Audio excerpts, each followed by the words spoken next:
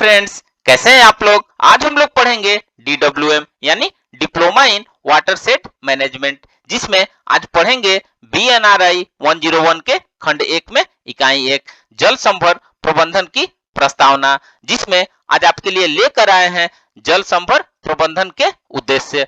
तो video start करने से पहले जो भी फ्रेंड्स हमारे चैनल पे नए आए हैं, कृपया चैनल को सब्सक्राइब कर ले और बेल आइकन को प्रेस कर दे, ताकि जो भी लेटेस्ट वीडियो हमारे चैनल पे आए वो सबसे पहले आपको मिल सके। तो आइए ज्यादा टाइम को ना किल करते हुए चलते हैं अपने टॉपिक पर। जल संभर प्रबंधन की प्रस्तावना में जल संभर प्रबंधन के उद्देश्य। तो आइए वीडियो को स्टार्ट करते हैं। जल संभर प्रबंधन का मुख्य उद्देश्य न केवल भूमि और जल से संबंधित समस्याओं से निपटना है, बल्कि किसी भी अन्य संसाधन से जुड़ी समस्या से भी निपटना है। इसका आधार यह होना चाहिए कि सभी संसाधन एक दूसरे पर निर्भर है, अतः इनसे संबंधित समस्याओं से निपटने के लिए उन पर एक साथ विचार किया जाना चाहिए।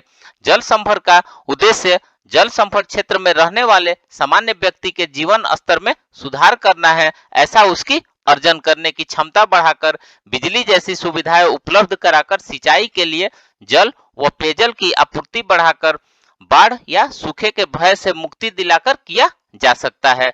जल संभर प्रबंध के उद्देश्यों में सभी संसाधनों तथा मिट्टी, जल व रोपण, फसलों, पशुधन व मत्स्य की अन्य फसलों व मानव जनसंख्या आदि का संपूर्ण व कारगर उपयोग शामिल है, ताकि जल संभर क्षेत्र में टिकाऊ समृद्धि लाई जा सके।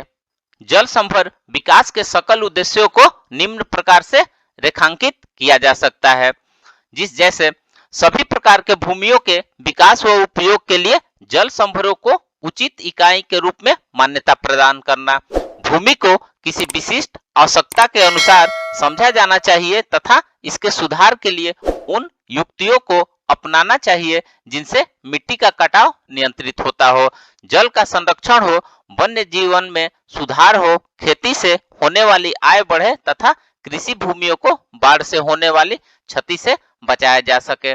समस्याग्रस्त क्षेत्रों में व प्रपातों या जल धाराओं के शीर्ष स्थान पर जल को रोकने वाली संरचनाओं तथा छोटे बहुउद्देशीय जलाशयों के माध्यम से बाढ़ों को रोकना व उनसे बचाव करना चाहिए।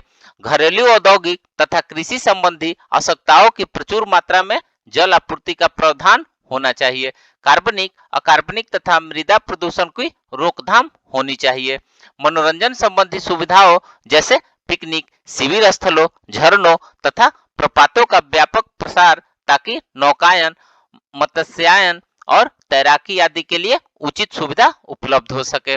कृषि तथा संबंध व्यवसायों अथवा उद्योग में सुधार के लिए स्थानीय प्राकृतिक संसाधनों का उपयोग, जिससे स्थानीय निवासियों की आर्थिक स्थिति में सुधार हो सके तथा मौसम में शीघ्र होने वाले बदलावों से उनकी सुरक्षा हो सके। कृषि उत्पादों के भंडारण, परिवहन, विपणन के साथ साथ संरचनात्मक सुविधाओं में सुधार होना चाहिए। छोटे पैमाने के कृषि उद्योगों की स्थापना होनी चाहिए। किसानों की सामाजिक आर्थिक स्थिति में सुधार होने चाहिए। रोजगार सृजन और जन सामान्य भागीदारी को प्रोत्साहन मिलना चाहिए। ये उद्देश्य कार्यक्रम को भी व्यवस्थित ढंग से नियोजित करके व कार्यान्वित करके प्राप्त किए जा सकते हैं।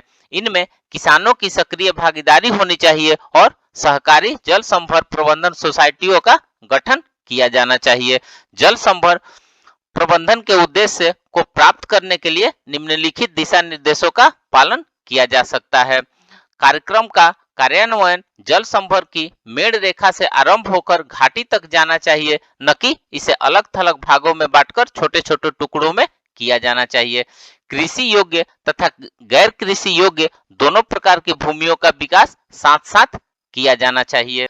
वन, चारागाह, खेती योग्य भूमि और बंजर भूमियों को जल विज्ञानी दृष्टिकोण से अंतर संबंधित इकाइयां माना जाना चाहिए। सभी प्रकार के भूमि उपयोग की दशा को सुधारा जाना चाहिए, ताकि बढ़ती हुई मानव व पशुओं की जनसंख्या की मांग की पूर्ति की जा सके। यह आवश्यक है कि सभी विकासात्मक कार्य जल संभर आधार पर संपूर्ण जल संभर क्षेत्र में किए जाएं और इन क्रियाकलापों को नियोजित प्रस्थाओं में पूरा किया जाए।